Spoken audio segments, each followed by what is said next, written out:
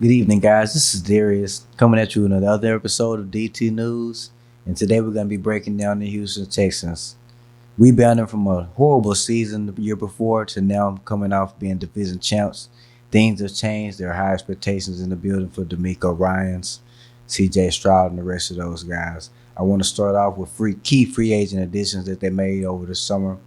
They brought in Joe Mixon from my Cincinnati Bengals. A lot of people see him as an upgrade. I'll let them say, we've had better backs than him. He was good in his prime, but I'm not. That's not what I'm here for today. Um, Bringing in Daniel Hunter, one of the best edge rushers that they had in the league last year. Tremendous stats. He's going to definitely be a difference maker. And the big one was they brought in Stephon Diggs in a trade with Buffalo. We could see that he was disgruntled. Things weren't the best between him and Allen. He didn't catch as many balls as he felt he should have. Production-wise, I'm not here for that either. He's bringing in an elite-level receiver to pair with C.J. Stroud, Tank Dell, Nico Collins. They also re-signed the tight end Schultz. I think that was a very big move. And there are going to be a lot of expectations for him. Not the splashiest moves on defense outside of Hunter, but with Ryan there, I think that they are going to be a pretty good team. I expect them to repeat. I don't know about that though, honestly, because the division was there for the Colts. I know they took Richardson last year. They haven't made any splash moves in the offseason, but it's been pretty business straightforward. They have a solid offense. They have a solid defense. He is the big addition as he only played 4 games last year.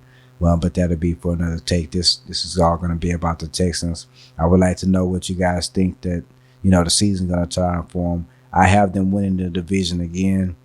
10-7. I think it's going to be real tight. There could be a possibility of 3 teams getting into the playoffs out of this division. I don't see that happening. I think it's either going to be Houston or it's going to be Jacksonville.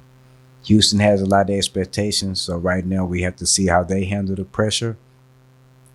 It's not easy being a Hunt. As everybody knows, this is the NFL. They went from worst to division champion, so we've seen numerous teams do it. But right now, can they keep up the consistency? But I do have them winning division. I like Stroud. Not a lot more, but I like him better than Lawrence. I think he's a better quarterback than Lawrence right now. They have the better head coach in D'Amico Ryans. They continue to add weapons for him. I think the main thing will be living up to expectations. They have to live up to them within the team and then also to the fans. I know a lot of the fans aren't used to them having the high expectations. My father is a big Texans fan, and he would always tell me when I asked him when the season comes, he's just a wait-and-see type of guy, and he's actually putting predictions out there.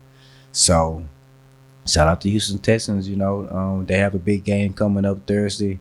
Probably won't see many of the starters play against Chicago, but they do have Hall of Famer Andre Johnson going in.